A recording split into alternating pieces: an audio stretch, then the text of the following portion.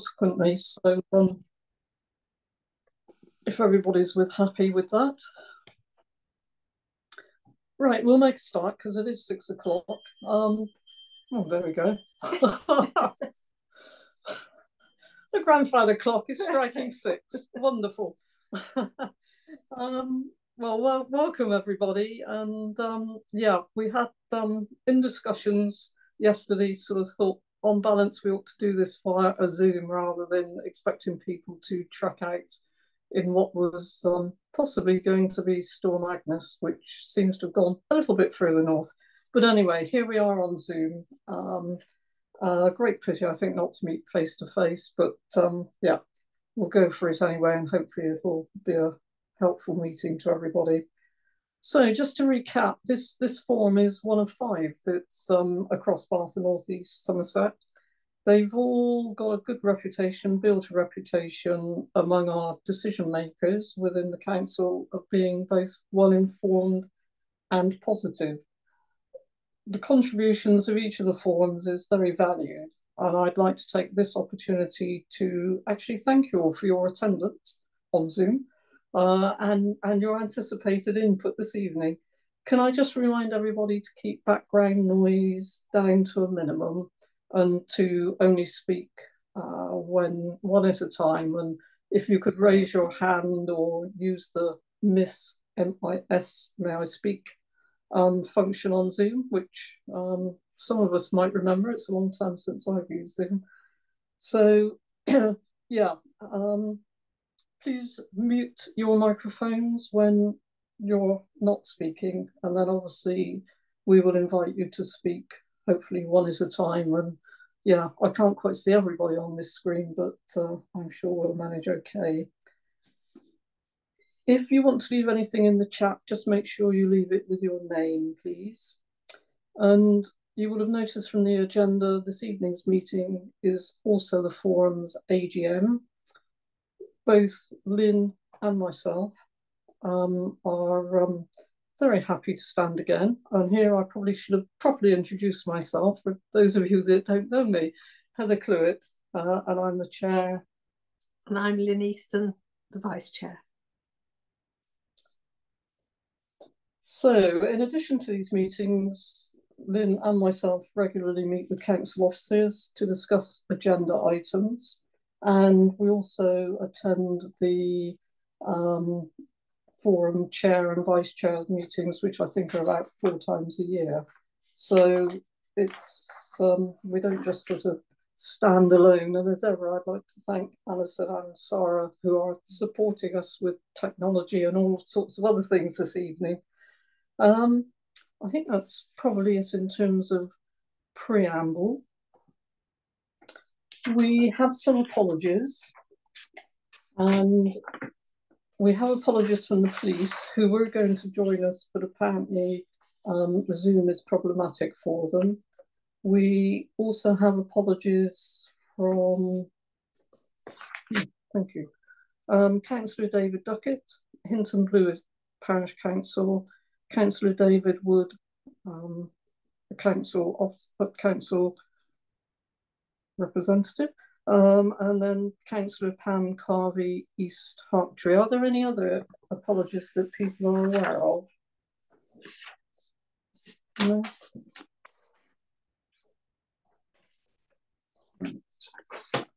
Okay, if I've remembered everything, which hopefully I have.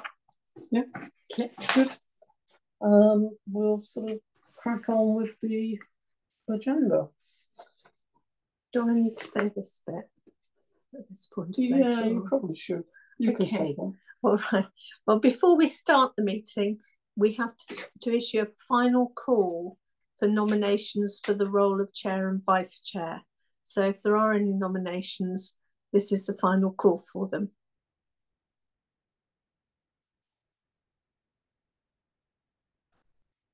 No? Okay, that's great. Thank you. Thank you. So just before we kick off completely, we do have an update for you, which is an addition to our agenda. I think maybe 3 or 4 weeks ago, some of you may have been aware of the media coverage regarding dry spills, which seem to locally focus on the River Chew. Fortunately, Wessex Water have been in touch. They've been contacted by Alison, and we do have Andy Mears attending just to give an update and to take any questions on that particular incident or things generally in terms of what's happening in terms of Wessex Water and current and future developments. So if we could hand over to Andy, that would be really great. Thank you, Andy. Can you hear me? Yes. Excellent. Oh, that was easy. Well, thank you very much for having me.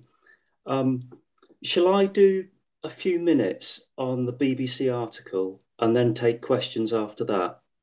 Does that sound like a good idea? Thank you, Andy. Yeah. Yeah. And how long have you got set aside for this part of the agenda? Can I just ask?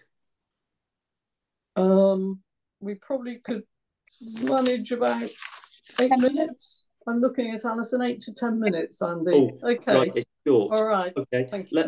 Let me say straight away then, if you would like me to come back and do a more detailed meeting, maybe an hour and a half.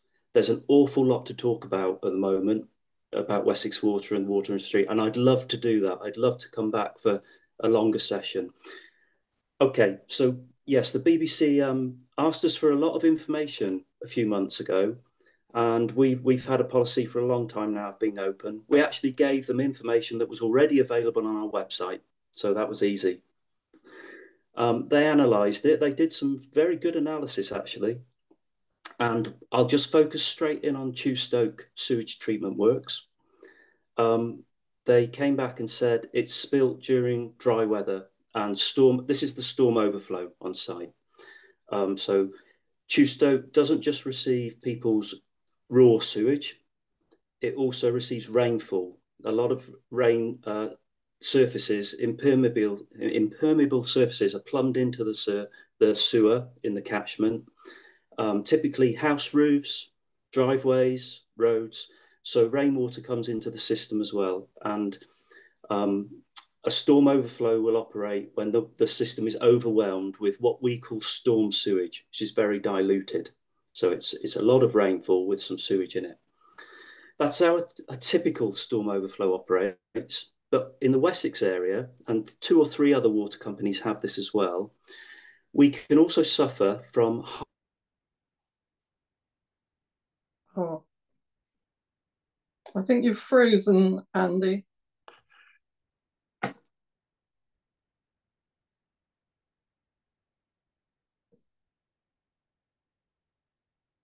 Can people still hear me? Is it just Andy that we seem to Yes, I can hear you. He froze at a very pivotal moment. He was about to say something very, very locally relevant. Shame. Is there any way we can get back to him, Alison? And see if he could... I'm just dropping him a little message to see if he picks it up, but I don't know whether you want to... I wonder if we crack on with the agenda and then if bring Andy him back can in. come back in, yes, yeah, rather than us wait for him. All right. So he's dipped out of the call now, so obviously he's lost connection. So I'm sure Andy will be back in very shortly. Okay, okay. So should we crack on with the community showcase? Do you want to introduce that? Shall we do that one? Yeah. So we're going to move on now to the community showcase, and are pleased to welcome Peter Smith from Keynsham Town Community Radio. Their broadcast area includes the Chew Valley, and we welcome volunteer and director Peter Smith to tell us more. Peter. Hello, good evening, everybody. Excellent. My goodness, this is just like old times, isn't it? Living in our own little world at the time of COVID. And funnily enough, this is very, very relevant because KTCR FM, as we are known, started in January 2020, 3 months before the pandemic hit. And to put it in a nutshell, for those of you that aren't involved in regional communications at all. Community radio stations have sprung up all over the country as a follow-on to the fact that the commercial local radio stations did not perform as was originally intended. And in fact, of course, we know that they consolidated very quickly. And the amount of true local information and integration is very, very limited on the commercial bandwidth. So a whole series of community radio stations was perceived by Ofcom, and KTCR FM, as I say, came into life January 2020. The weekly, or 80 weeks now, you're looking at DJ Dr. Gray, who at the classic age of 75 still holds the dream of performing at Veronica's in Las Americas, Tenerife, because I produce and introduce the Dance House and Remix Hour every week. But we have over 40 presenters now, and the original guys who set up the station still very much involved.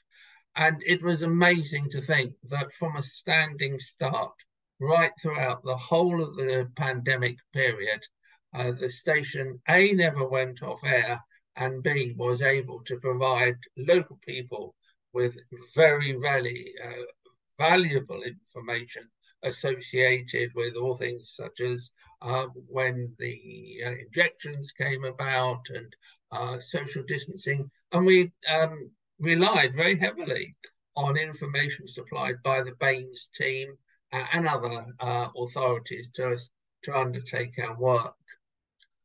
The interesting thing that has come about is life post-COVID. And this has taken a very interesting turn during the cost of living crisis. And I will come on to that later on.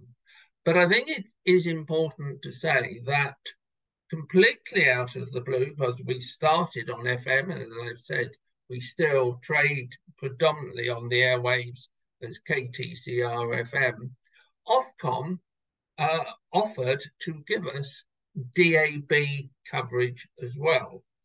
So instead of just covering Keynsham, a bit of South Gloucestershire, and a little bit of the Chew Valley, before we knew where we were, we are now covering everything from the M4 virtually, certainly within 18 months, right the way down to and including the Mendips. So we have gone from a smallish population to a quite substantial potential population. And because of that, we have decided as a group of directors and in discussions with Keynsham Town Council, Baines, South Gloucester, that we need to imprint in a different way. And so one of the first things that has happened in the recent months, and particularly since I became a director in July, we have changed our strapline. Instead of just being linking communities, we are now KTCR FM local and vocal.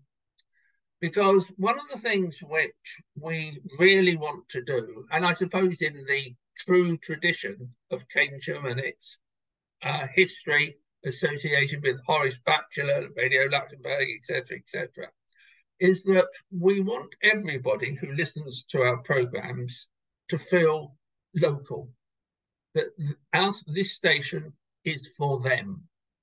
But also we want to bring up, and funnily enough, tonight's presentation from Wessex Water is a classic.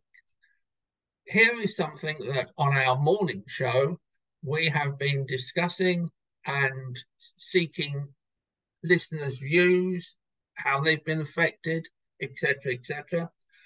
And it is a sadness to us that we are having to now take on the mantle, although it's going to increase our listening audience, We are sad, I make no bones about this, that BBC local radio has decided to introduce the stopping of actual local, totally local presentations at 2 o'clock in the afternoon. And generic local news will then be broadcast across their platforms. So for us, it does actually produce a fantastic opportunity.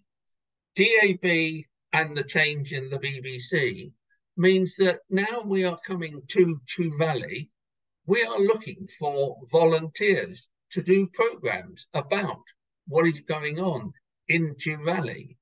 We are looking for people to, in exactly the same way, we are looking for people to, in South Gloucestershire, in the areas where we transmit, what is going on there, so that we can increase our percentage of local programs from 26, and if we could go up to 100%, it would be wonderful, but it is likely that based on other radio stations in the area, that if we can get our truly local comments and content up to 50%, that will be classified as a huge success.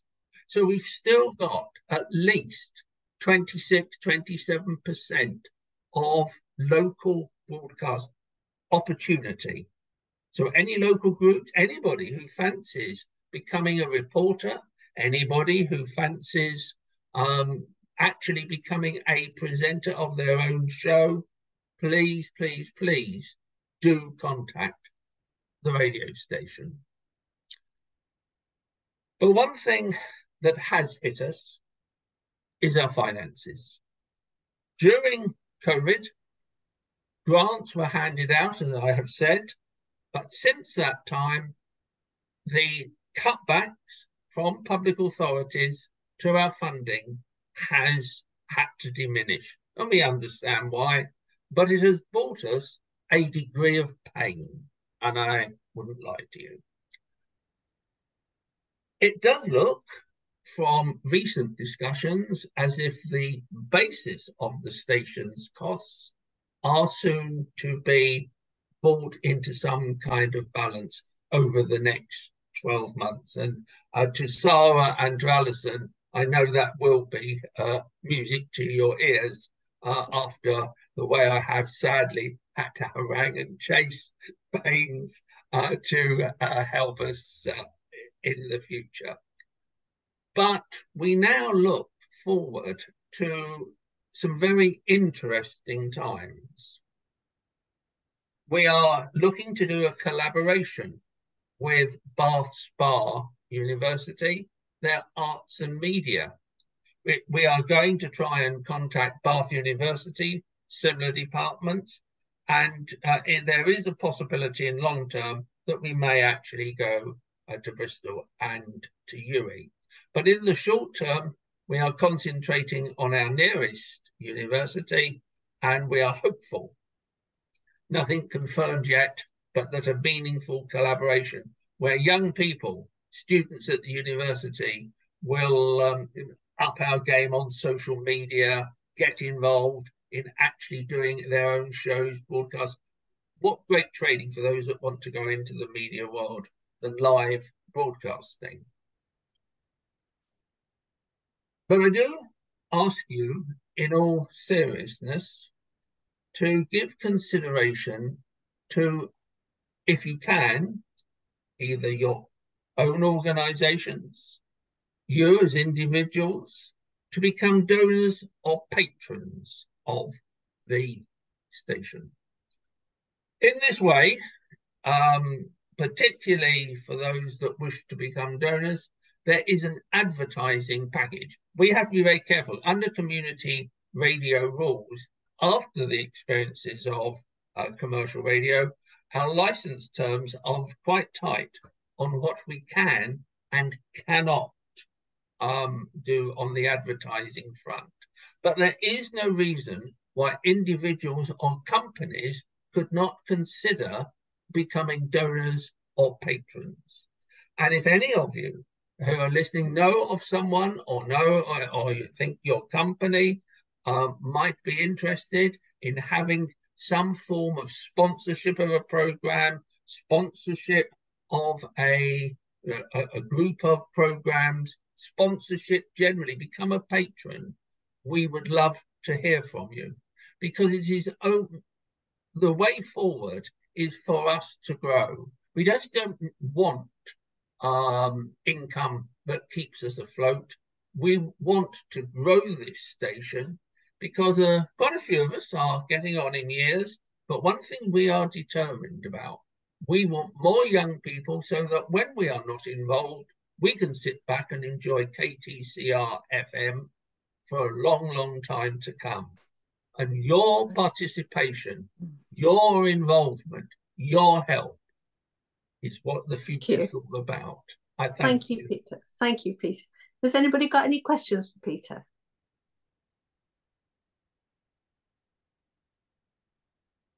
Thank you very much then, Peter. Absolutely fascinating. Thank you. We're moving forward, Mom. You better believe it. Thank you, everybody, and enjoy your meeting. It's lovely to see you all. You know where I am. Happy to meet up. Thank you very much, Peter. That's great. Has Andy been able to come back in, do we know? He has, but now I'm looking at the screen again. I don't know whether he's gone out again. Looks like he might have done. Yeah, he's not there now. He was, but he's obviously having quite a lot of problems. Okay. So perhaps we'll perhaps take him as soon as he comes back in. We'll jump to him. I think okay. Thank you, Sarah. We'll cross our fingers. So we'll move through the agenda to the next item. So will we now welcome Jackie Clayton, whose job shares as Head of Green Transformation at the Council and is a Chew Valley Area Place Lead. She'll be giving us an update and would like to hear from you on priorities in the area. Jackie, happy to go? Thanks, Lynn. Just to say, it's lovely to see people. My apologies from last time. I think last time we met in person, I had COVID and I couldn't come. And I'm sorry not to be with you today because we'd hoped to do something kind of around the table that was a little bit more interactive. But it's good to see people and to be able to speak anyway. And it was good yesterday evening to be able to see some people in East Hartpury in person. So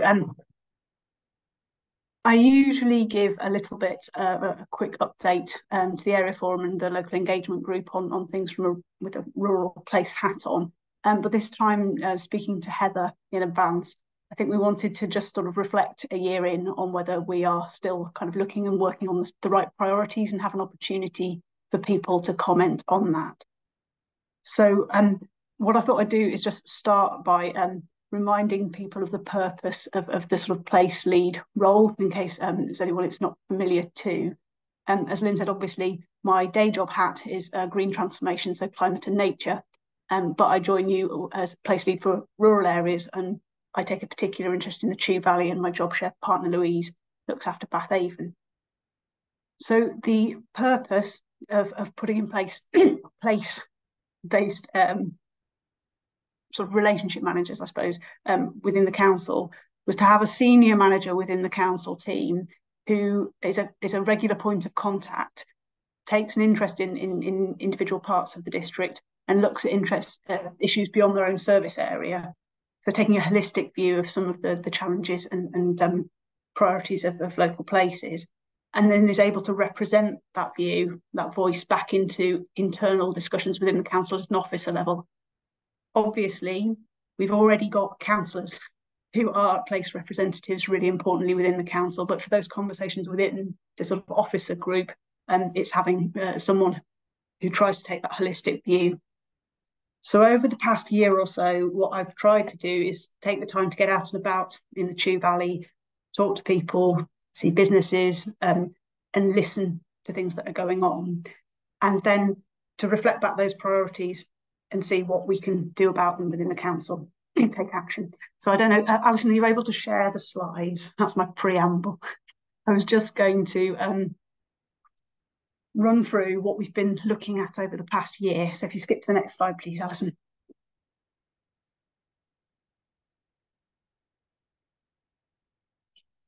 So this is a very short summary of what we picked up as priorities for rural areas over the summer and autumn last year. We talked to people in the Chew Valley and Bath Avon. Rural priorities aren't all exactly the same. You'll see some commonality here between what's coming up, but there are also differences. So in terms of the Chew Valley, what people told us was really important were issues around transport, the climate and nature emergencies, which is reflected in the kind of really active working groups that there are in the Chew Valley on those, affordable housing in the right places, flooding, access to services, and the cost of living. So those are things which we've sort of heard and thought, okay, what can we do about them? If you click on Alison, I promised Heather I'd be quick with this bit, so we've got more time for talking. I'll whistle through it. So things that we've been working on over the course of the past year, in particular, has been around sustainable transport and rural buses. So the Chew Valley Sustainable Transport Group has been working with us, and we've been helping to provide a platform for representatives from the Chew Valley to talk to WECA in particular about buses and DRT. So that's been one of the most substantive areas of work for us over the past year. So we've been working with Jackie Head, with Roddy and with Phil to talk to WECA and try and help smooth the introduction of the DRT of Westlink as it came in earlier this year. I know there's still a number of issues with it, but I just would like to sort of pay tribute to the work of those local representatives in making the voice of the Chew Valley heard when talking to WECA. So I know they've done an awful lot of work to try and make that rollout of the Westlink service work. It's a work in progress.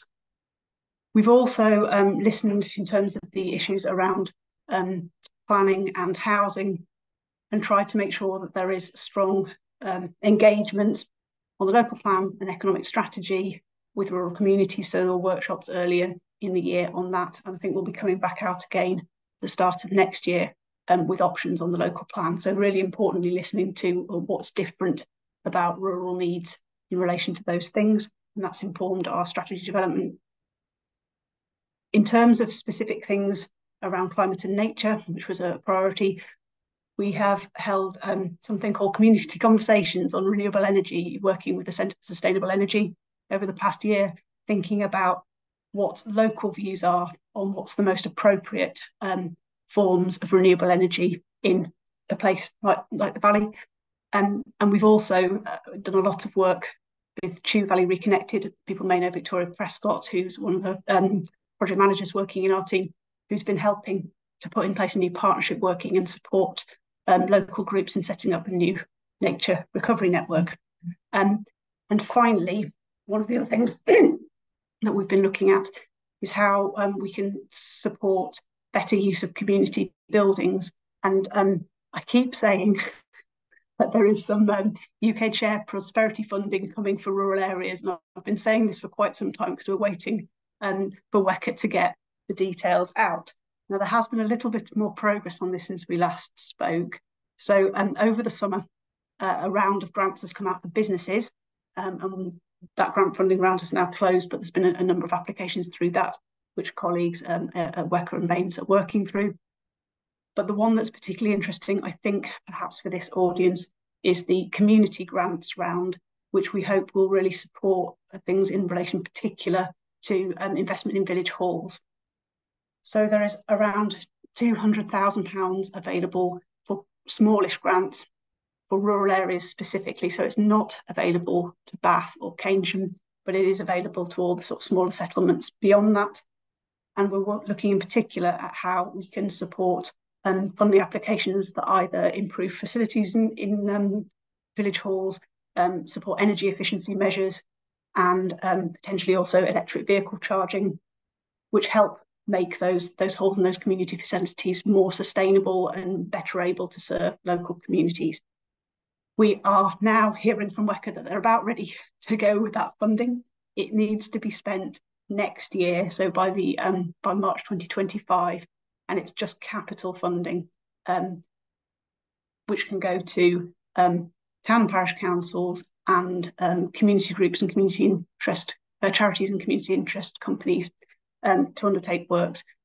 What we'd like to do is work with people on how best to allocate that funding, and we're just trying to find a forum to have that conversation. I was hoping to be able to come forward with something today, but unfortunately we're still waiting on a few more details from WECA, so it's a little bit more of a watch this space for further information, but I'll be reaching out via Heather and others to get views on that as well. So those are some of the things that we've been focusing on doing over the past year. If you want to click through, Alison, please. Oh, yeah, that one. When I wasn't here, I know you had Councillor Dave Wood in July talking and listening really to what current priorities are for people. And these are 5 comments that came up, I think, if I'm right, Alison, through the sort of captured it in discussions. And what we wanted to do is sort of reflect on that new ideas. I think that what comes from those 5 comments are really what I've tried to summarise on the right-hand side, which is underneath everyone's faces on my screen at the moment, so I have to try and remember what it says. But I think it broadly falls into the transport and traffic issues, planning and housing issues, and funding and resourcing issues as being things that we should continue to work on. And I think that really sort of speaks to the points that I've just been making about what we are doing. So hopefully we're still working in the right area. But what I wanted to do now is stop speaking and start listening and hear from you whether you feel like we're making progress, are we focusing on the right things, or whether there are other priorities that we should be looking at. And I know it would be easier to do this sitting around a table and have a good chat, but I'm hoping that Heather, you can help to facilitate and Alison can make sure we've got a good capture. Thank you. Thank you very much, Jackie. That's great. Just sort of reminding us all of what are the key issues and what came out of the last forum. Some really important aspirations and some movement along in other ways. So, I mean, at this point, we'll open it up for any questions, comments, things that you feel are really burning issues across the Chew Valley that will be important for Jackie to hear. And yeah, we're apologising because obviously we were hoping for this to be a bit more sort of free flowing, but let's do what we can on Zoom. Okay, so do we have any comments, any direct feedback to Jackie in terms of big issues, themes, concerns? Hopefully there's something.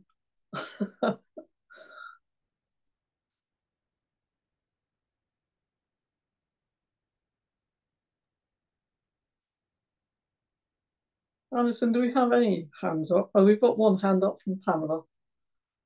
Oh, hi. I live in the small village of Hinton Blewett, and I guess our problem is how do we sustain such a small village, because we have very limited transport, we have really poor road conditions, and I just want to know, we have got a village hall, which is great, so I just want to know what you think we could be doing in our village to make it more sustainable and easier for people to be moving around in the valley. Thank you, Pamela. It's a really interesting question. I remember speaking to one of your neighbours, I think it was at a parish liaison event, about the kind of the interesting and delicate balance for somewhere like Hinton Blewett in terms of people who live there, like I suppose it's quite extreme rurality, the smallness and the set of the village itself, versus some of the other ones. So how much it's about preserving that and not really wanting to sort of change and grow, versus how you make sure that people can really access the services they need. So it'd be interesting to hear from you whether you think there's things that need doing with the village hall, if there's ways that could help, or if it's more to do with transport access, and whether you're finding that DRT, because you'll have to let me know the position, but did you have a bus service before? Because I think there was a. I'm not even sure if there is a bus service now. I don't think that. Yeah, I don't ever use it Yeah. because when it is still running, it was running very limited and took about 2 hours to get to Bath, and then it used to turn around and come back. So it wasn't something that I ever used. yeah. So those think infrequent bus. sorry. I just feel that perhaps there's a mixture of ages groups in our village, older people who perhaps would like to have some transport, perhaps just to Wells once a week and back with a few hours to spend in Wells, or to a supermarket, just so that older people can get out and about. We'll in the future, for younger people, have the option of perhaps biking or scooting down to the bus stop, but that's not going to help the people who don't feel confident to do that. And there's no, I mean, the roads are not particularly good. There's no lighting to get down to the bus stop on the A37. So I just feel that we are quite limited in our village, but there needs to be some thought about what facilities could, be put in place to help different age groups, not just the young people who might be happy to walk and do all those things. Yeah, so I think it would be interesting maybe to get in touch with Jackie Head and the Sustainable Transport Group in the Chew Valley, because they're doing a lot of work to try and help people access the Westlink service. So that's something where you can book a connecting shuttle bus, if you like, to get you onto the main networks. And hopefully that will, if it works well, and I think we all want it to work over the next couple of years while the funding's there to trial it, if we can show the demand and that's really helpful, then that makes a really strong case for sustaining it into the future. So I think with all these things, it's about help to try it the first time, because if people have never used it, they don't know how to kind of access the service, and then, it sometimes needs a little bit of help to make it work the first time, and then maybe that's something that could really work for you, because a scheduled bus service will tend not to meet most people's needs, even if it was affordable to have something running regularly. So hopefully Westlink can be particularly useful in areas like Hinton Blewett. I have to say, I would welcome your feedback on whether it works. Yeah, it's probably not something I would use if I've got a car, and I would find that it's just as easy for me to jump in the car and drive straight to Wells rather than wait for a bus to come to the village, then get down to the bus stop and then wait for another bus to take you, and then you've got your shopping to bring back. So it doesn't seem quite the right thing for me particularly. I don't know if it would work for other people, but we can encourage people, I guess. Yeah, that would be really appreciated. And for people who don't have access to a car, for example, or for whom it's difficult, that'll help. But thank you. With the village hall situation, I will talk to the other councillors, and we'll look at what perhaps we can put in a bid for some of the grant for something. So thank you. Thank you. Excellent. Thank you, Pamela. Thank you, Jackie. I've just picked up that Bryony has got some questions about Westlink and so on and so forth. What I probably need to say at this point is that there have been 2-3 meetings with WECA, including Jackie Head, obviously, who's been chairing the transport group. And I think if there are specific issues around Westlink and other ideas that people feel they want to feed in to the process around transport, really urge you to get in touch with Jackie Head, because we're not going to be able to respond to all of those queries and comments tonight. So if we could sort of ask for any other sort of suggestions in terms of concerns or themes, but try and sort of keep away too much from the transport one. I appreciate it's something that's very near to all of our hearts at the moment, but we're hoping that, we will be able to move forward on that one. Is that a fair comment, Jackie? Yes, I think so. I'm also not the expert on exactly how to get onto Westing, not my colleague Pam, but and Jackie Head is, I would say, almost a national expert more than anyone Yes, else. quite. Yeah, yeah. Heather, Helen has got her hand up. Thank you. Yeah, I can't see Helen on this little screen. So Helen, can we pass over to you? Thank you. Thanks very much. Hello, everyone. Hi, Jackie. I'm Helen Harris, so I'm Primary Care Network Manager for the 9 practices in North East Somerset. And I just wanted to reach out to you and let you know that we've got 9 care coordinators in our patch now and 5 social prescribers. So they meet regularly on a Tuesday at 10. I'm presenting next, actually, to give a bit more information. But I just, from what you're saying with your presentation, I think it would be really useful for you to meet them, and not just once, but on a regular basis, because, they've really got their finger on the pulse and what our patients are saying in terms of needs for the community. They've organised 4 carers events so far to support that network. And we're really trying to kind of continue with their support in the community to make sure that they're, our voice and our eyes and ears. So it just feels like a really good link. So I've put my email address in the chat, but if you want to link up with me after the call, I can certainly speak to you about how we can link up there. That feels like a good relationship. Thank you. I really appreciate that. And I listened with great interest last year when there was the presentation on the kind of primary care developments in the Valley. So yeah, it'd be great to get out and meet them. Thank you. Brilliant. Thank you. Thank you, Helen. Do we have any other comments, feedback, questions for Jackie? No? Oh, Sarah's got her hand Sarah. up. Yes, Sarah. You're on mute, Sarah. Sorry, yeah. I just feel as a representative from Swan Transport, we do community transport, and I just wanted to just make you aware as well that Dial-A-Ride, I think, should be working in the Hinton Blewett and that area. We, in theory, work and cover those areas too, but we are short of volunteers. So if you've got people within any of your villages who would like to volunteer as drivers for our community transport, we can do door-to-door pickups and take people to anywhere in the county. And we try to use the local drivers that are local to those people. So, when it works really, really well. But, if we've got to pull in drivers from Midsummer Norton, obviously it's not quite the same. And we're constantly looking for funding. I would just say on the health access front as well, because I did notice that was a point, we do trips to health appointments.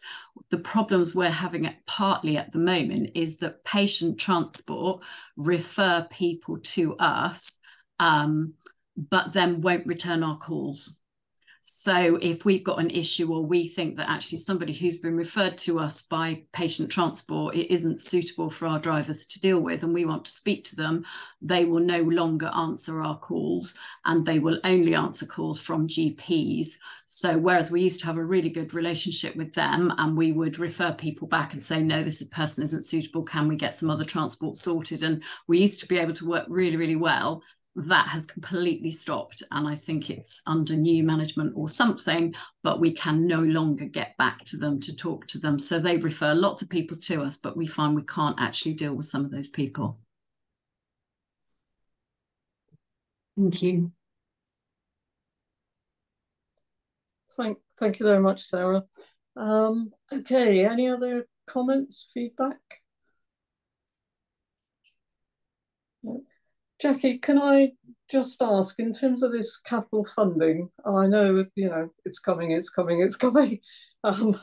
yes. Yeah, I mean, it's about letting members of the forum know when it's available and what the application process is, and what sort of share there's likely to be available for the Chew Valley, I guess. And what will be the process of making decisions? Because I think we can anticipate that a lot of villages, village halls, communities will be wanting to apply for capital funding. Absolutely. So I'm committing to making sure you know about the process whenever I do, and I'm asking on a daily basis about it. But the conversation, to be absolutely honest with you at the moment, is around how we can best get as much of the funding out to people as quickly as we can. We know that with the business round, there was a general grants application round that brought in a large volume of bids that weren't necessarily eligible. So it's taken a lot of time, which is what's delayed the community round, I think, with Becca. It's taken a lot of time to process it. And we're looking to see if we can find a way to streamline that. The important thing is that there are clear eligibility criteria for the funding that's come from central government. We can only fund capital. It has to be for projects that are ready to go. There's no money to support people to develop a scheme. So I think where we'd really appreciate the help of parish leads is in helping us to find, to identify those village halls which have got a scheme that's been waiting, it's ready to go, but it just needs the funding, because then we can get the money spent effectively. And we'd really like to have quite an open conversation with people about where those needs and priorities are for projects that are ready to go, rather than a big call for projects, which makes everyone do a lot of work. But then you find out that either the project's not eligible, it's not ready to go, can't deliver in time, and we lose the funding. And it wastes everyone's time and effort. And I know that that's in such short supply. So it would be really appreciated if we could work with you to find those halls and projects which are there ready to be funded. I think it would save everyone a lot of time. I think I value yours as well as my colleagues. Fantastic. Thank you, Jackie. So yeah, it's about really knowing what the eligibility is quite quickly. And then, as you say, getting around the table in terms of, yeah, what are the highest level of needs in terms of community provision and what's ready to go across the Chew Valley community. Thank you. Any other comments, questions for Jackie? Heather, there was one comment in the chat from Katrina about the work that she's doing with Bath with the 3SG. So I think she's going to connect with, I think, Helen as well. So she's nodding. So do connect up. And also I put a response in to Sarah to say, do drop me an email about that issue you have with transport, because I'll raise it with our commissioning team in the ICB as well. Because it might be an issue around commissioning, but we'll raise it as an issue that you're experiencing.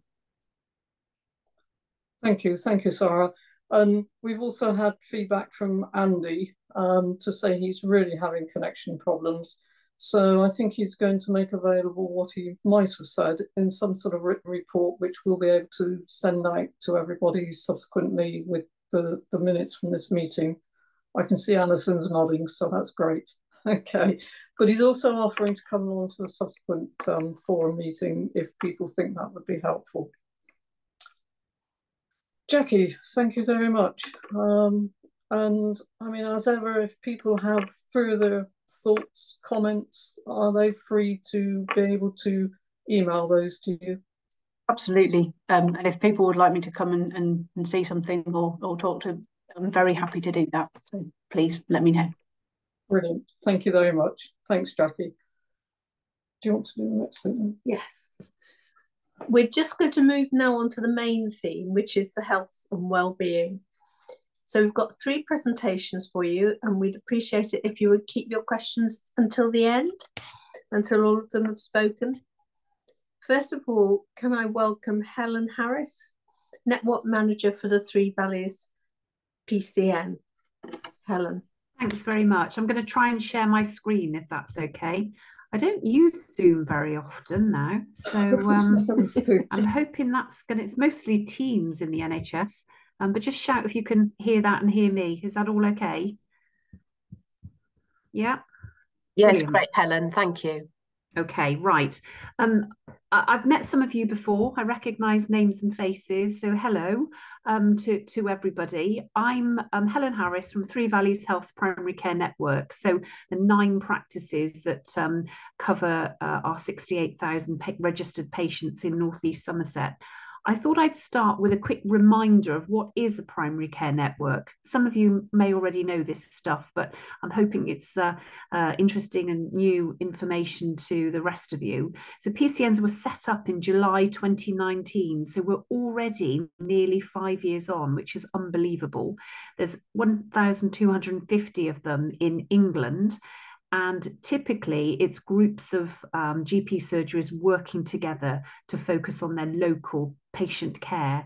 And it actually unlocks a considerable amount of extra funding for us to work together at scale, to connect with other organisations in our community, and to employ a series of additional staff that can support our GPs and nurses on the front line. So to date, we've already employed nearly 50 staff under that scheme. And it's actually a reimbursement scheme. So we're not given the money up front from NHS England, but we pay those individuals' salaries and then we claim it back 1 month in arrears, which, you know, presents a bit of a cash flow problem, but can't have everything, I suppose.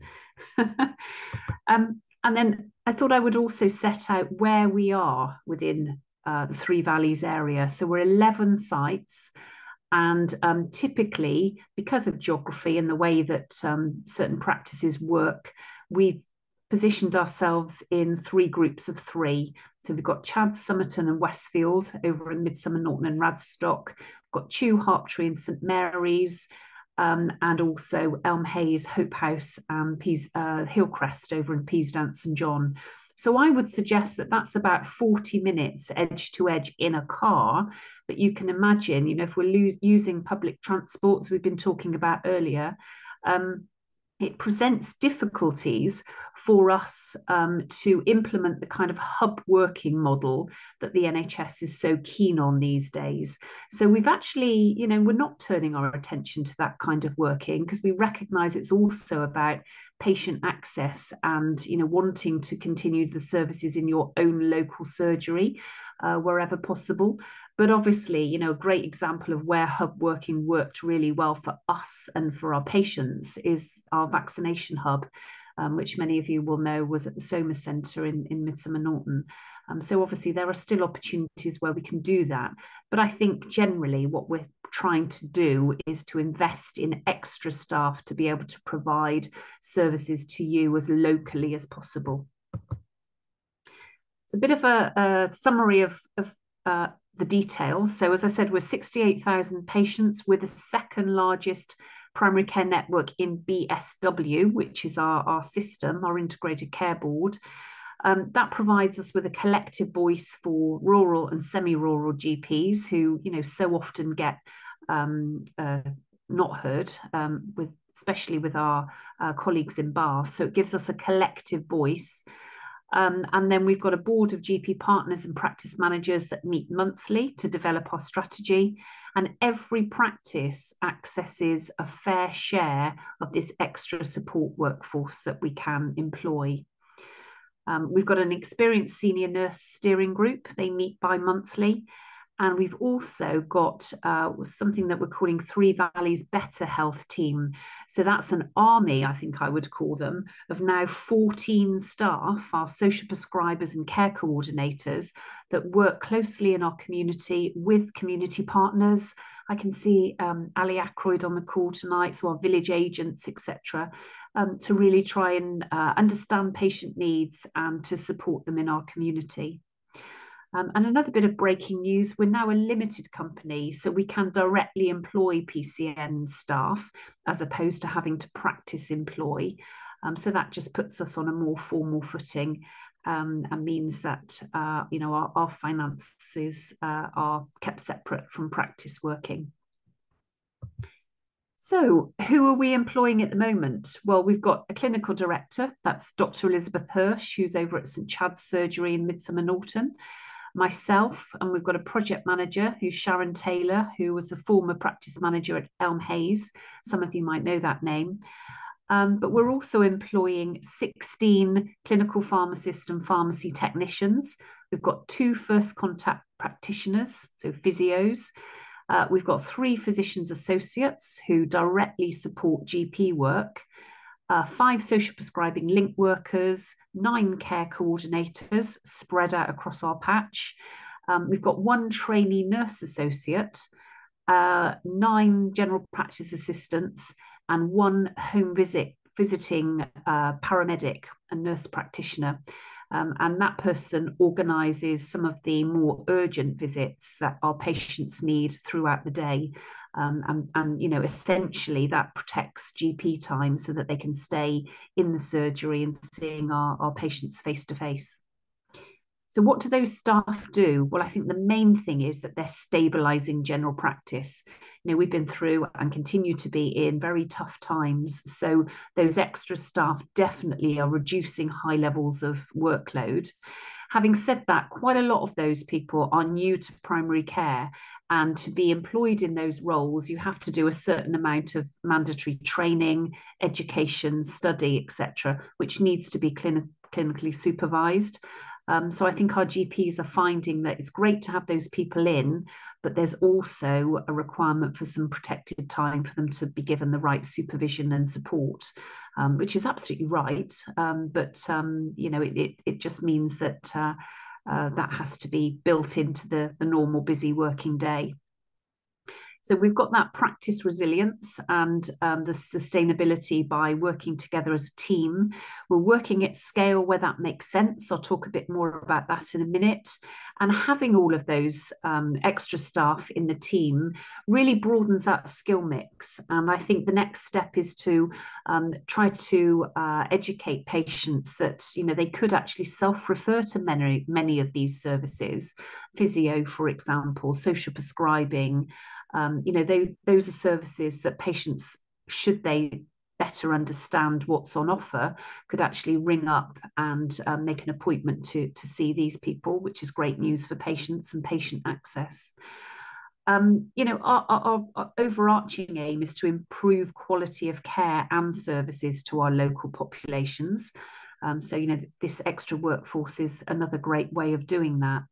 And I think the last 2 things, strengthening the voice of primary care, and that's for patients and for practices, and enable them to become more environmentally sustainable.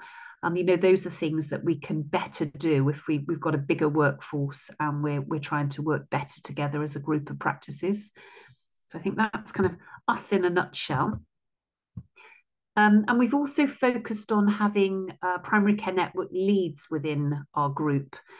So these drive improvement in the areas that I've listed there. So we've got specific GPs that focus on cancer support, our care home population. We've got 11 care homes and around 350 care home beds.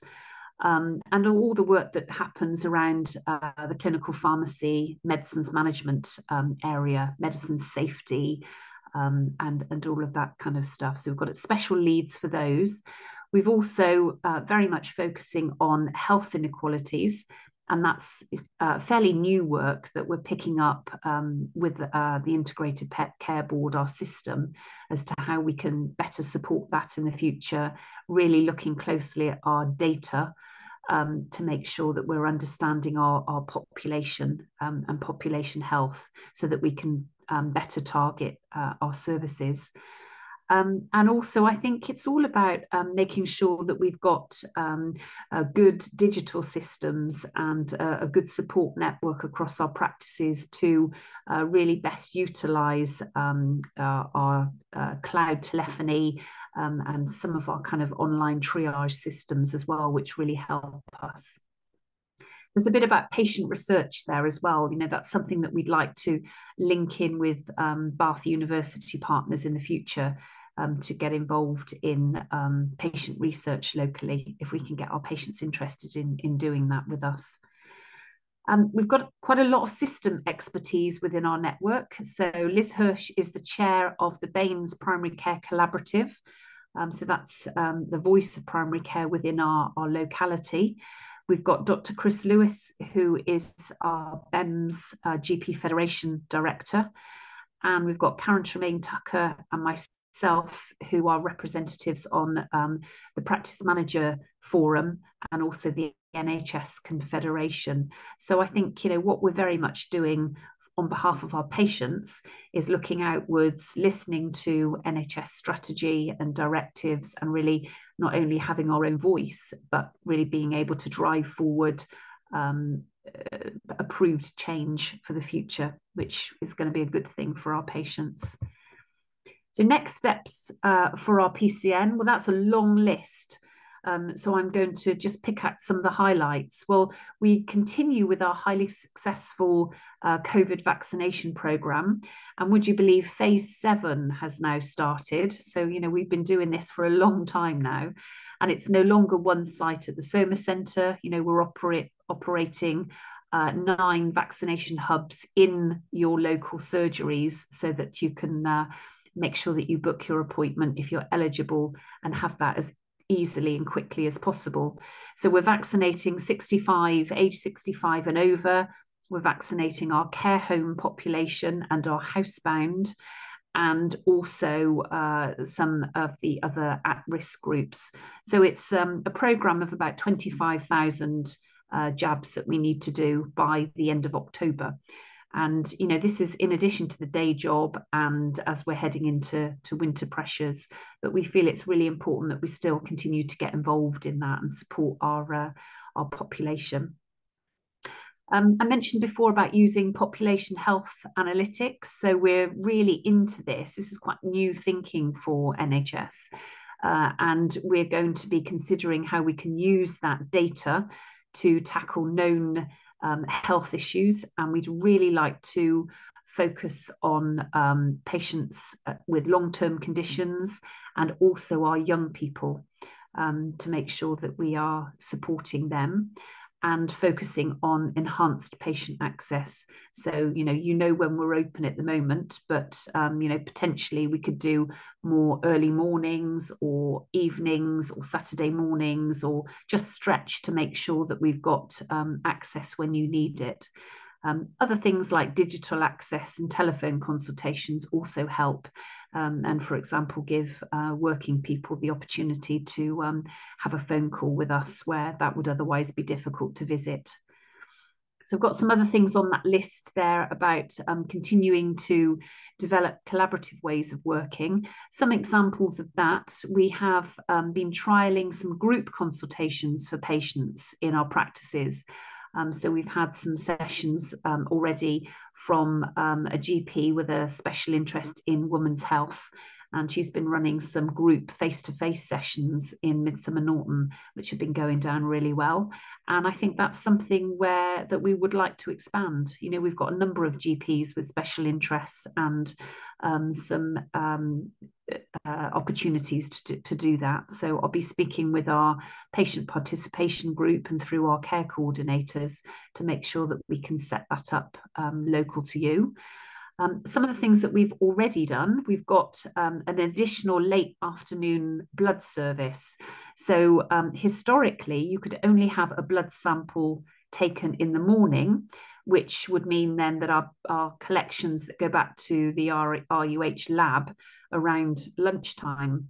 But we've arranged for a further collection in the early evening so that you can now book bloods in the afternoon, or bloods and specimens in the afternoon, so that they will be collected early evening and taken back to the lab. So that kind of extends that opportunity and flexibility for patients. Sounds like a small thing, but you know, we do a lot of bloods over the week, so that's been really valuable to offer to patients. The digital agenda. So how can we support patients and improve practice efficiency? That's really big for us. You know, we know that not all patients want to use an app or pick up the phone or, you know, do an e-consultation, but we know actually that many patients do. So it's trying to make sure that we upskill our staff and our patients for those that do want to switch, they know what to do. We're looking at our practice estates, our buildings, to ensure that we can accommodate the expanding team that I spoke about earlier, which is a challenge.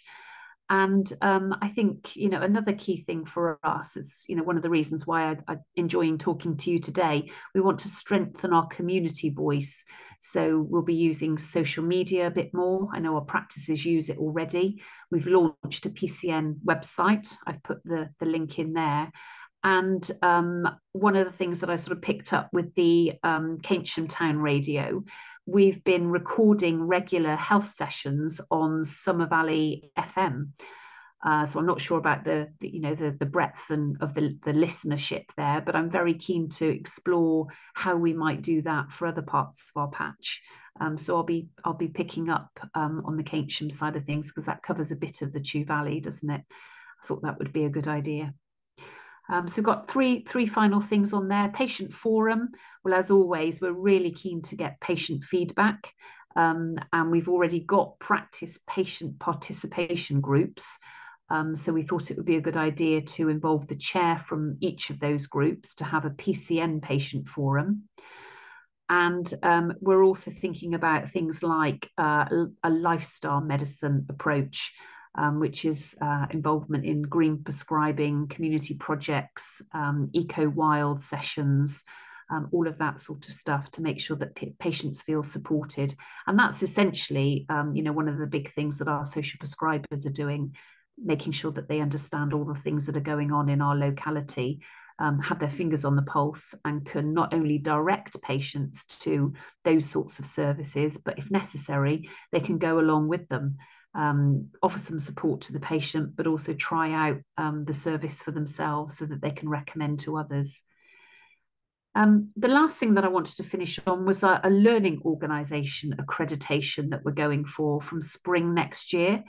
I think it's really important that we attract and retain really good people in our PCN. And, it's really tough working in the NHS, and, it often can be difficult to retain staff. So we'd like to go for this special external accreditation, which is being offered through our Integrated Care Board. And essentially it will be a kite mark for attracting, developing and retaining a really strong workforce. And, there are various steps that we need to take and make sure that we have fully trained and supported mentors and supervisors. And this is not just for new GPs and nurses, but for some of the other roles that I've listed there, like, our pharmacy team, physios, etc., so that we can really retain good people, which I think would be a really good thing for us. So I'm going to come back to you, and I hope that wasn't too quick. I was aware that we were a little bit short of time, aren't we? So I've gone through that quite quickly, but really welcome any questions tonight, or I've put my email in the chat, and I'd love to hear from you if somebody wanted to set up a separate call.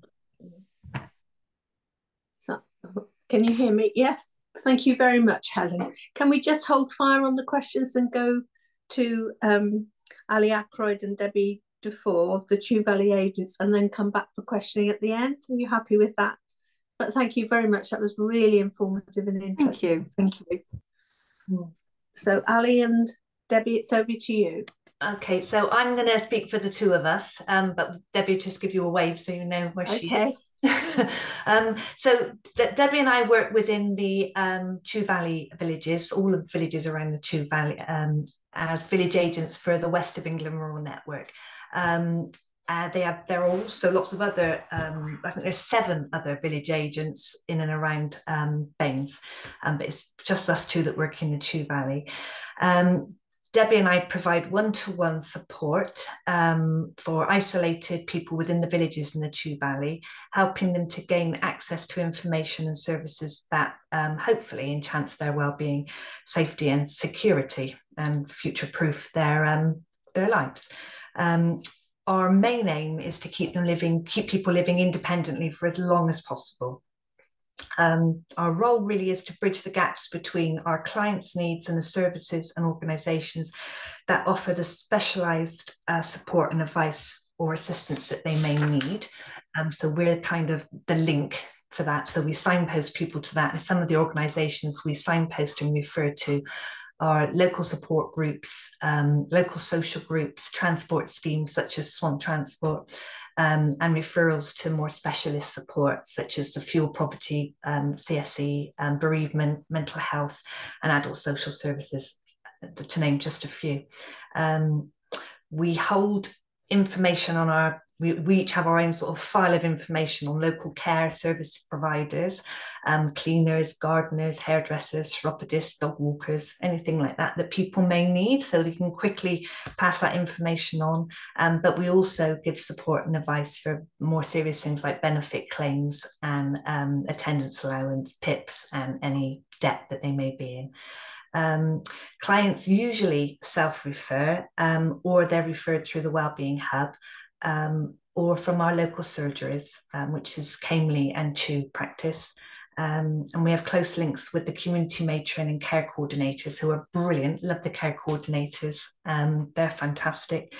And we also work closely with Age UK and our partners at the Wellbeing Hub.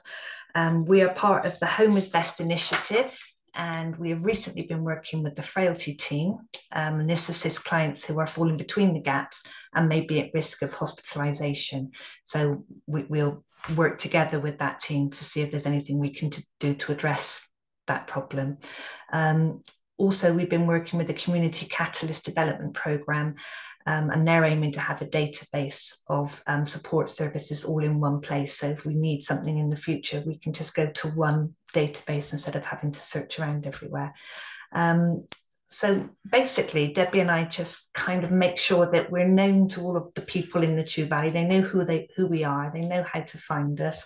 They trust us, so they can confide in us, because many people don't like talking to people they don't know very well, and they're more likely to have a cup of tea with us and then tell us what their issues are, and then we can signpost them and make sure that they're able to live as independently as long as they can. They're in their own homes. That's generally our role. So thank you.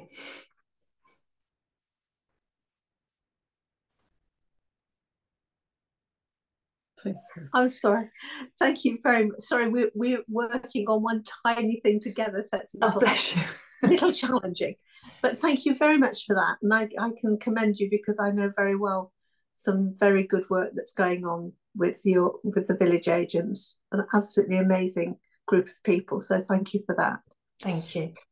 Can we finally just hear from Sarah about the Wellbeing Hub? Yes? Thank you, Lynn. And I'm going to try and get through this presentation without coughing or sneezing. So I'll do my very best. I've only got a couple of slides.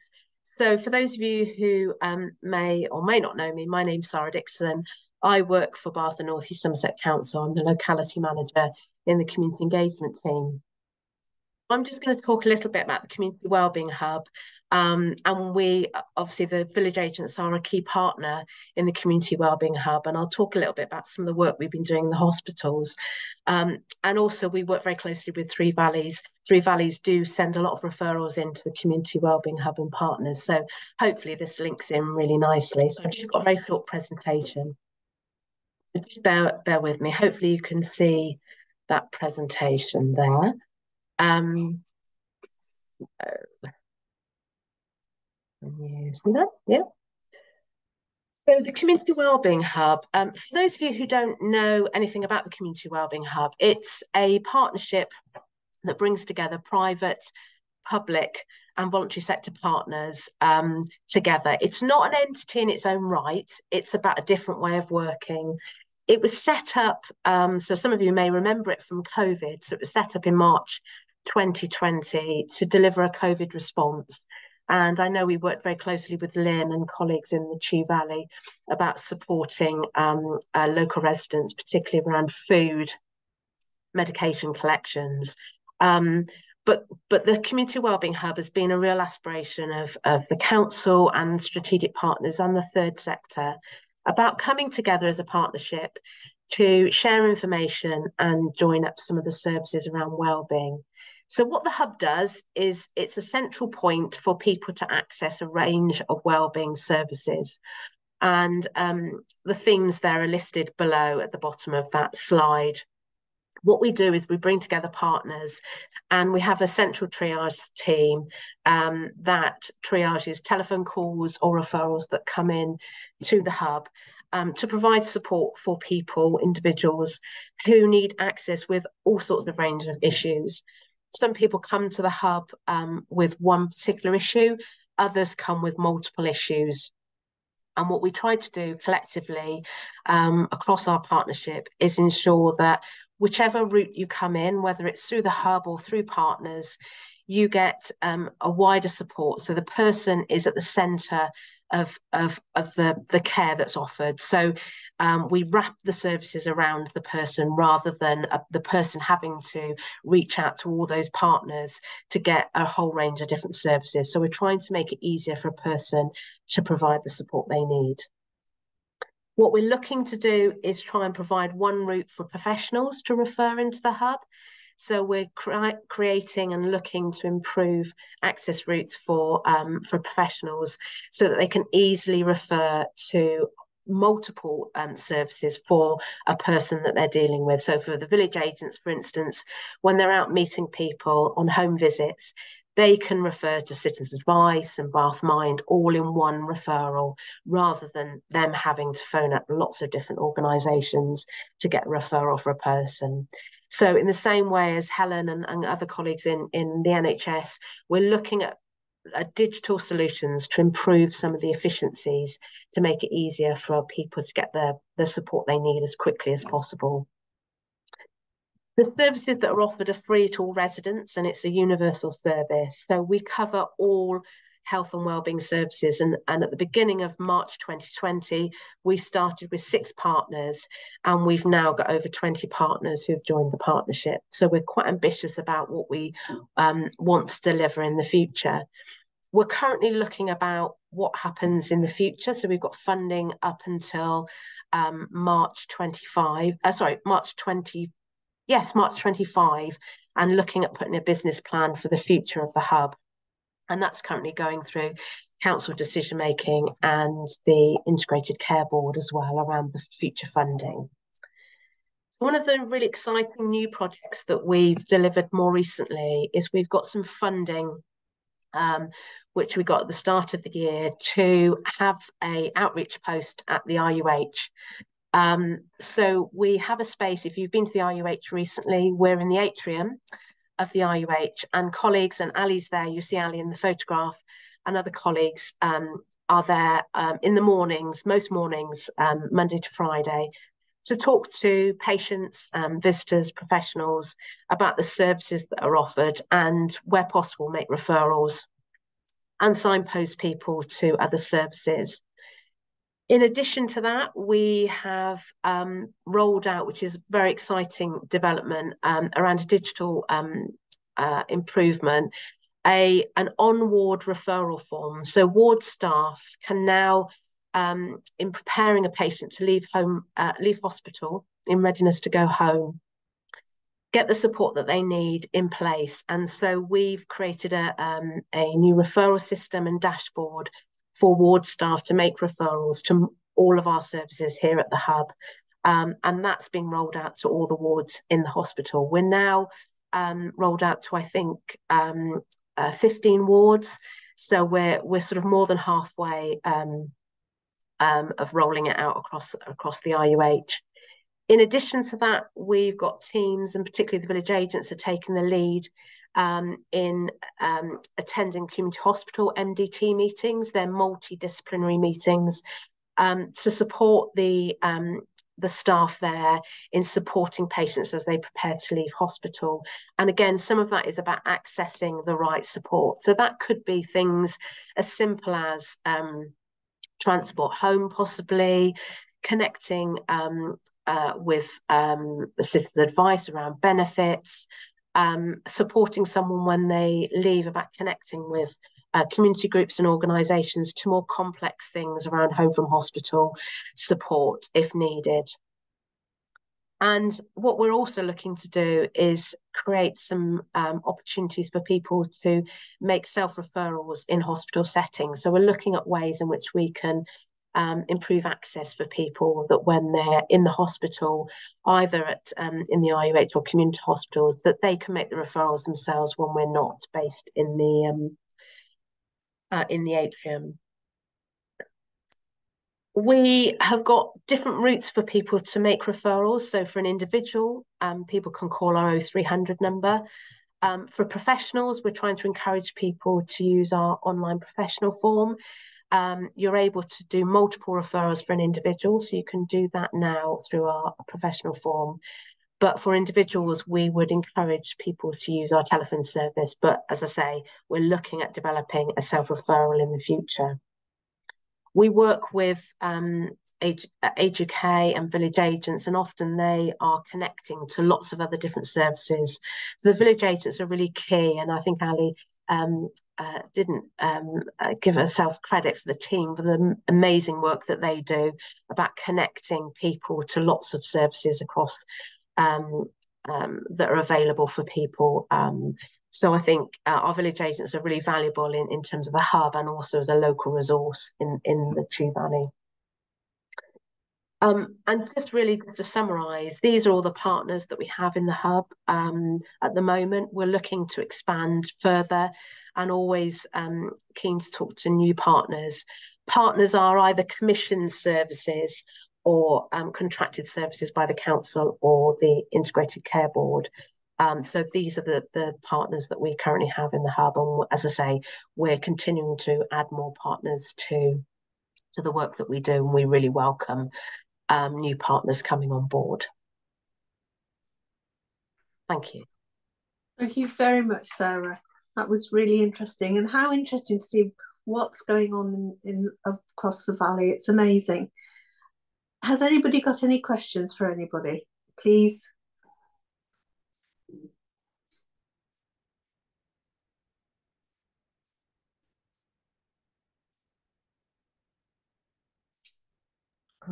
Oh, it looks like Anna's got her hand up. Oh, Anna, sorry.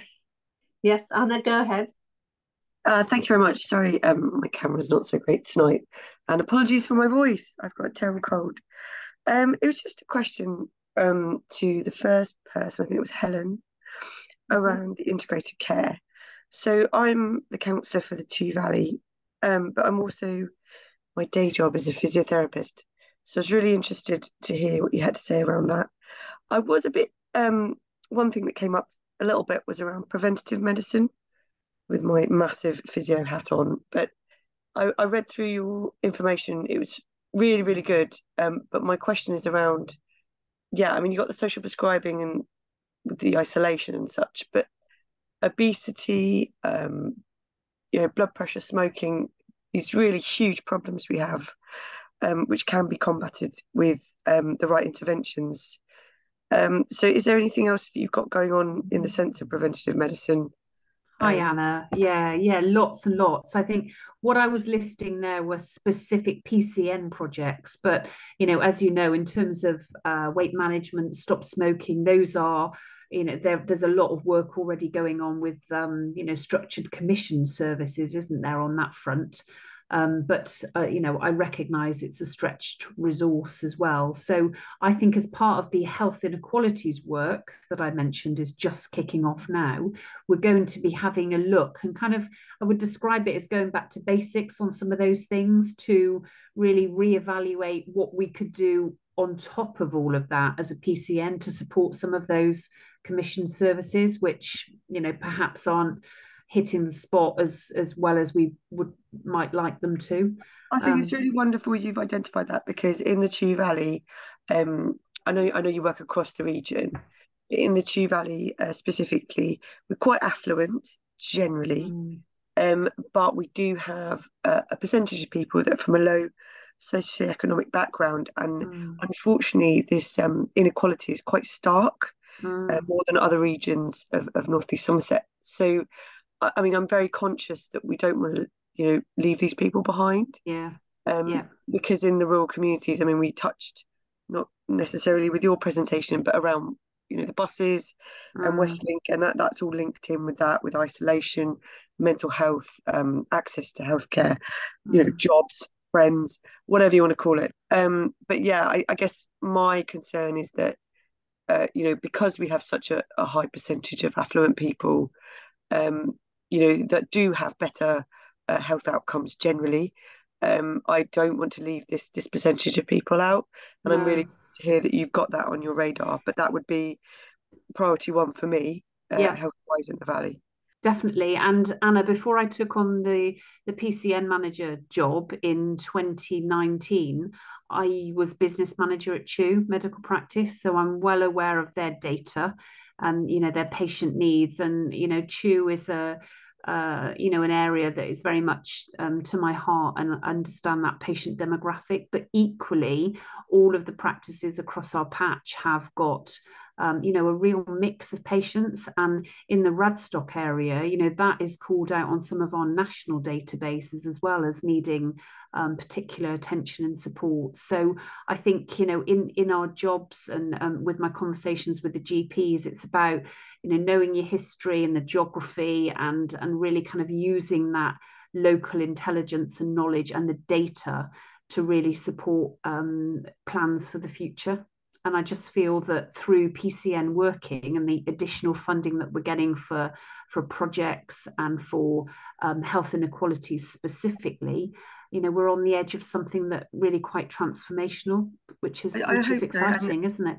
Really lovely to hear. My final thing is around staff retention, because you could obviously recognise, I work for the NHS, it's a constant problem, which actually is much better here than where I used to work in the southeast, but that's nevertheless. So what you mentioned about staff retention and kind of building on that, is there, can you kind of make that a little bit clearer what your plans are around that? Yeah, so at the moment, when we employ people under this additional roles reimbursement scheme, as it's called, so that's the makeup of our PCN workforce, we're set a specific set of pay bands which we recruit to. And sometimes that's competitive, and sometimes it's a bit lacking. So I think firstly it's our job and our opportunity to feed that back up the line, that we need to be competitive with hospital roles, with Agenda for Change pay scales, as you may be familiar with, to make sure that we can attract and retain good people. But also, it's not just about the pay per hour, is it? It's about the environment that you work in, the support that you're getting, the colleagues that you're working alongside. So we're trying to, and with this learning organisation and accreditation, we really want to put the right attention on making sure that we can retain good people, recognising that it's a tough job in the NHS, and many people come new to primary care from other walks of life in healthcare, and actually find that job a real challenge, even though perhaps there's not the shift working and weekend bank holiday working that you might get in a hospital situation, for example. But still it feels really quite stressed and relentless. So we want to try and address that as much as we can. Thank you very much for answering my questions. You're welcome. Thank you, Anna. Thank you, Helen. Anybody else? You? Me? Oh, Heather. Can I just ask a question? I mean, you talked about sort of recruitment and vacancies. Do you have a lot of vacancies at the moment, Helen? That's a question to me. Yeah. So yes. Year on year, we get a certain budget for PCN workforce, and I'm pleased to say that we are at 100% at the moment. So we're using all the money that we get, which is great. As I said, we're sort of coming to the end of the first 5 years of primary care network working, and we're awaiting an NHS England announcement that sets out the next 5 years. And we are really hoping that we continue to see a salary growth year on year, so that we can continue with our plans to expand the teams that we've already set out and are working well. But we just don't know yet. But I would have thought that, bearing in mind there are 1,250 PCNs in England, each of those PCNs has recruited to their R's budget, their spend, with mixed success. I would say, 100% is great for us. And I'm not sure that other PCNs have managed to do that. But that has put over 25,000 new people in primary care, which, if the NHS, if the government's looking at this, that's a huge success story, isn't it? Because we know for a fact that it's difficult to recruit GPs and nurses, and there are other government plans to fulfill those targets. But what we've done is recruited an extra 25,000 people across England to support that already stretched resource. So I think it has been a huge success story. So I would be very surprised if suddenly the tap was turned off in terms of funding for the future. But we really don't know yet. But what I am doing in the meantime is making sure that we've got recruitment plans ready, so that as soon as we know what our funding budget looks like, we'll be getting job adverts out there for an increased pharmacy team and physios and all of that kind of stuff. But I think the other point is you have to have a plan A and a plan B, because we want to spend this money. We want to recruit people. But if we are finding it hard to recruit a pharmacist, for example, how long do we wait before we then decide to close down that ad and try and recruit in another role? So it's been really difficult. But just sort of to pick up on Anna's point about physios, we've got 2 great physios across the patch that have come from secondary care. One from Southmead Hospital, and actually one guy ran his own physio business. So it's good to bring new people into the PCN, into our locality. And actually those physios have been, directly triaging from the doctor's list and seeing, all sorts of first contact MSK type patient concerns, which has been fantastic and been a great support. So we'd certainly like to grow that side of our plan. Thank you. That sounds absolutely fantastic. Thank you. I do have one more question if nobody does. Thank you very much. Oh, anybody else?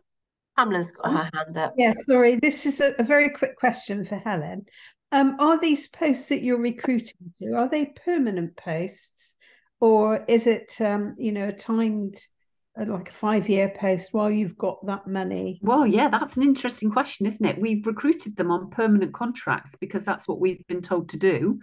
And that's myself included. There's a manager role that we can draw down funding for as well. So we're on permanent contracts, and we've been told that if the government, NHS England, decide that PCNs are no more, then those staff will be absorbed into the system in whatever the new framework might look like. But as I was saying, I just think that network working has been a success. And actually what it's done is brought together groups of practices that, didn't want to merge or federate or do anything formal. But this is a slightly different arrangement, but still patients get the benefit from that collaborative working, and practices still retain their identity, their local identity. So, for us, it feels like the best of both worlds. I will say, Chair, about that, because obviously I work within the NHS services, I really don't think it's going to be dissolved. It's a very, very successful campaign across the country, and I think it would be madness. As a physio, it's very hard to recruit that role that you've described, but it's very interesting. It's quite a high senior role, isn't it? But no, I mean, I think we've got such a GP shortage. 1 in 3 positions in general practice are not filled.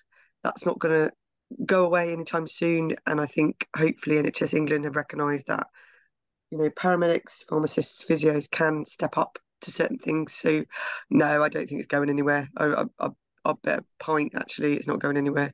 So yeah, I think you'll be fine. Good to hear that. Yeah, thanks, Anna. Thank you, I'll Anna. hold you to it. Should you be drinking, Anna? December.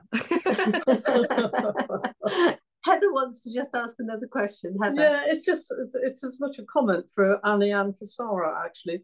I'm just aware there's been a lot of research lately coming out in terms of older people in the community and in hospital and due for discharge needing to be encouraged, assisted to walk, because that's so important, is part of sort of strengthening muscle, obviously, but also gaining confidence.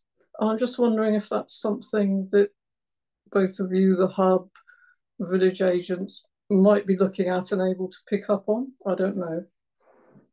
Yeah, I can respond to that. Ali and Debbie have left, so Oh, right. I'll respond to that.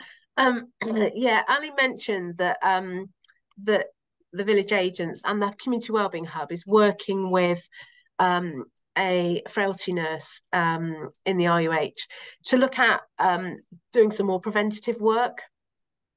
So it's a pilot project as part of this approach that's come down from central government around integrated neighbourhoods. And so locally, we're looking at a frailty project. So that started fairly recently. So it's been operating on a very low level at the moment for the last couple of months.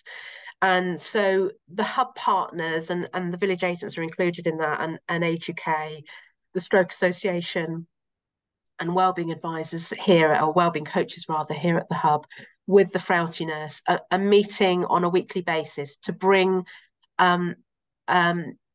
potential people that might be at risk, and are doing some welfare visits with Nick, who is the frailty nurse, to visit them and talk to them about their lifestyle, because there is a frailty scale.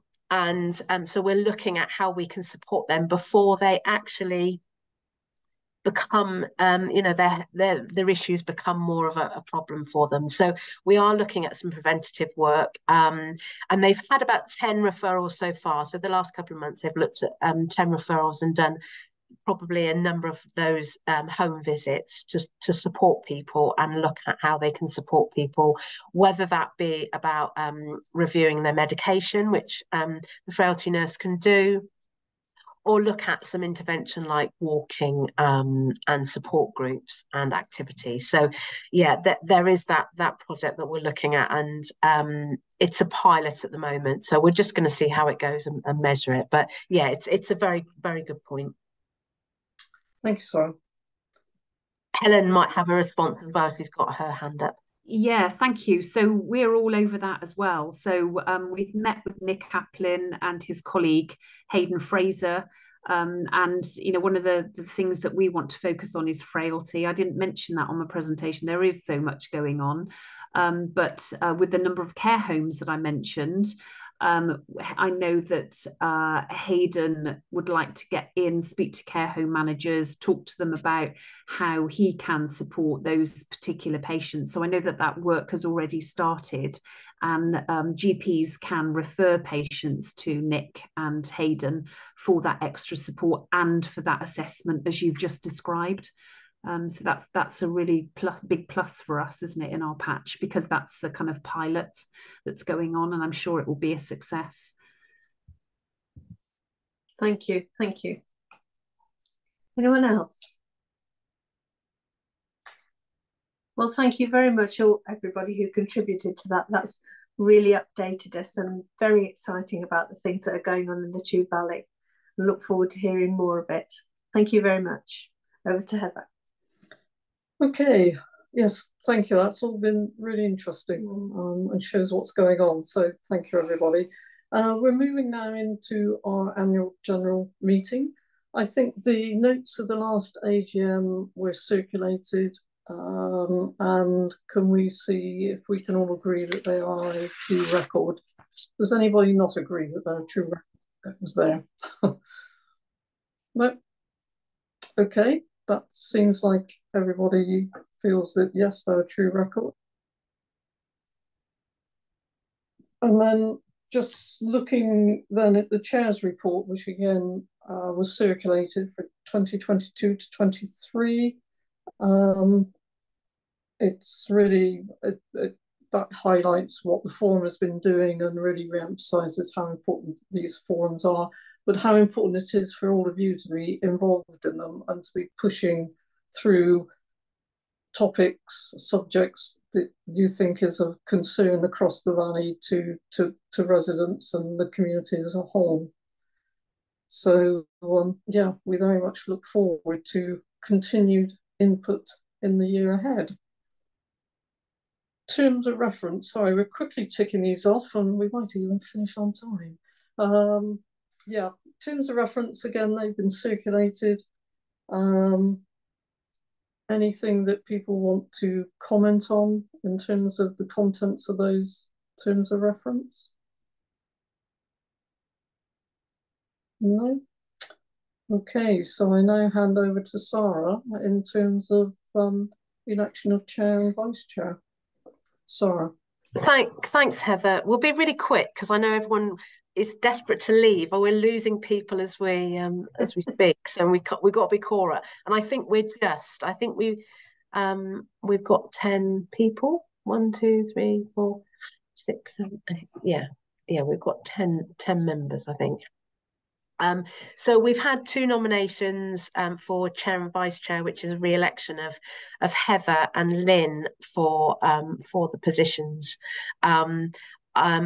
If it's possible, we'll either do a show of hands, or if you want to use the reaction button at the bottom of your screen, or type it in the chat.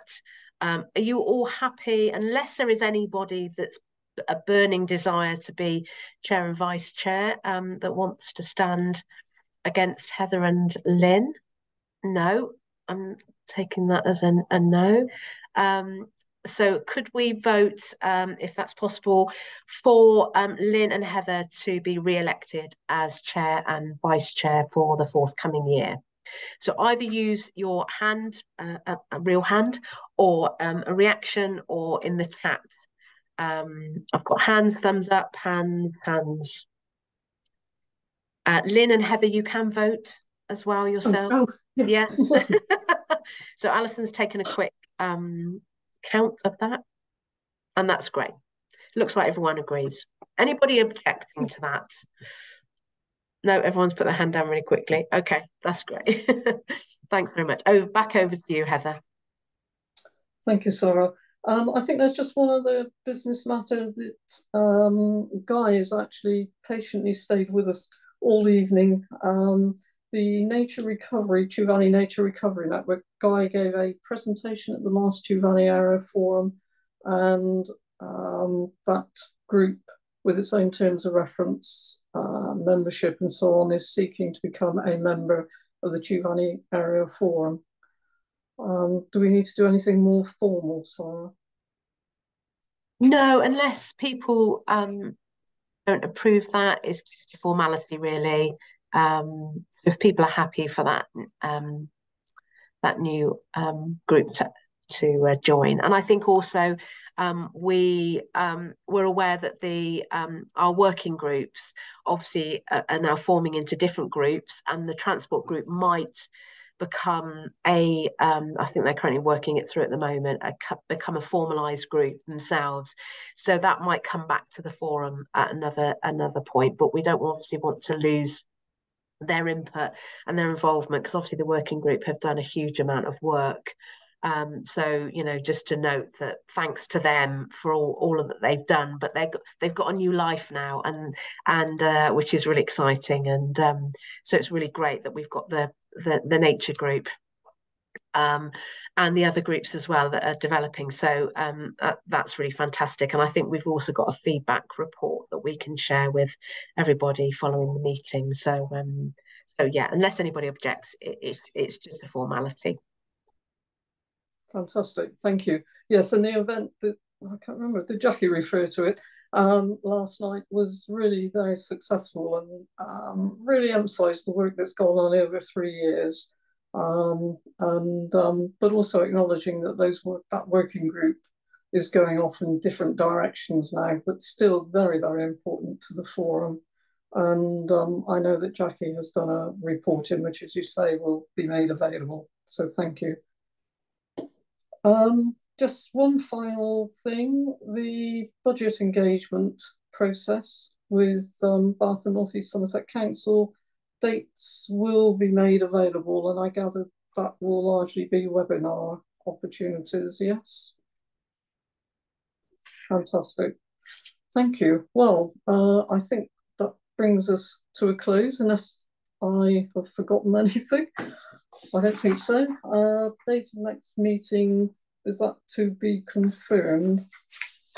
Yes, Alison's going to come up with some dates. We're going to check against parish meetings as well, just to make sure there's no clashes. And hopefully the weather will be on our side next time. And if we meet in person, we won't have to turn it to a virtual meeting. So cross fingers that the next one we won't have to change at the last minute. That's really helpful. Thank you, Sarah. Well, certainly thank you very much for those of you that have attended and particularly contributed and raised questions. Yes, I don't think the wind is too strong for those of us wandering along the corridor back into the kitchen for coffee. So, yes, thank you, everybody. And as ever, thank you, Alison and Sarah. Goodbye, and thank you very much. Bye-bye. Thanks, bye. Thanks so much. Bye, night.